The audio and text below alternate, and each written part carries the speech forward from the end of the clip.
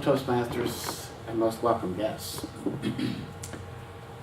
I am doing a speech on successful club series Evaluate to Motivate. Now the first question I would like to ask you is, why do we come to Toastmasters? We don't come to Toastmasters just to do speeches. We don't come to Toastmasters to just work out of our booklet. Mm-hmm. And we don't come to Toastmasters to make new friends. Down the road, we do make friends and so on, but we don't actually come to Toastmasters. We come to Toastmasters because we want to learn and grow. Now, part of the learning and growing is when you do a speech, the only way that you could tell whether or not you're growing and learning is by evaluations. So you need somebody to evaluate how you did on your speech, what you did well, what you need to improve on. So we do that by evaluations. Now there's many forms of evaluations. We like to use the commend, recommend, commend approach, where you commend them on what they did, and maybe perhaps recommend something that they need to do better, and then we close it with another commend and tell them how well they did. But today I'd like to talk about the perfect evaluation and how to do a perfect evaluation correctly. Now, if you notice that I have it all split up there in letters. So I'm going to go through the letters one at a time. So the first thing we need to do when we are evaluating somebody is to prepare. We need to go up to them and ask them what they want to improve on, what for us to watch for when they are doing their speeches.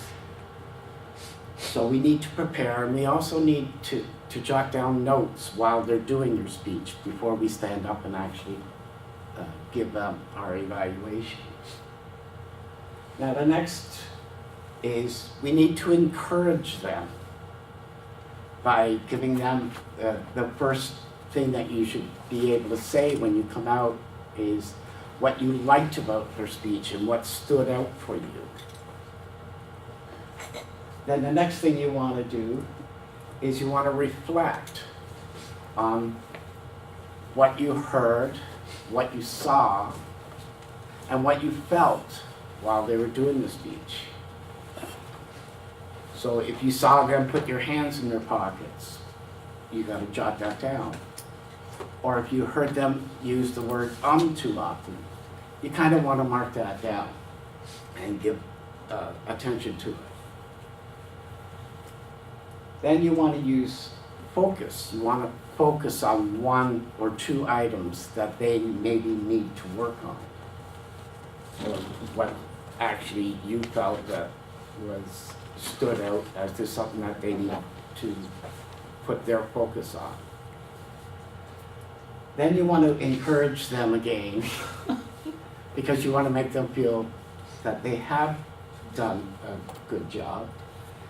And you want them to understand that they're up here and they want to do well. So you want to point out all the good things that they did do well. Then the next thing is you want to challenge not only them, but everybody in the audience on reaching higher goals so that they can improve and get further ahead and be able to perfect their skills on public speaking. And the last words is you want to take your own medicine. Mm-hmm. You want to have somebody evaluate you on how you evaluate it. And you want to take things that you learned from that speaker and maybe apply it to your own speaking skills. because we all can learn off of each other. So take your own medication and learn from it. Now, evaluations are everything. You cannot go forward and learn unless you know you have evaluations.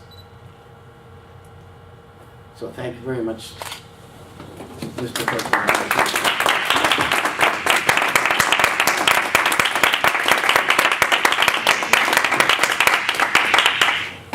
Great job. I think this is the first time I've seen our pictures used as slides. That's pretty cool. Get to see ourselves again. Yeah. Could you please take us a minute and give David a feedback of what you think he did well, what he could improve on, and what he did well at? Just take a minute and use his lesson to evaluate him, if you know what I mean. No one gets it. I got it. So,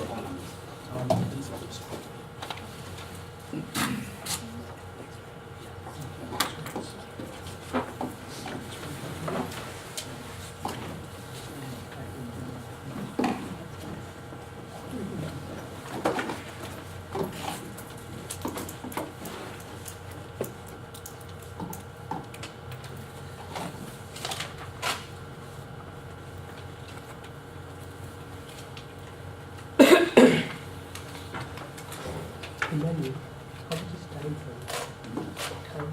20 minutes?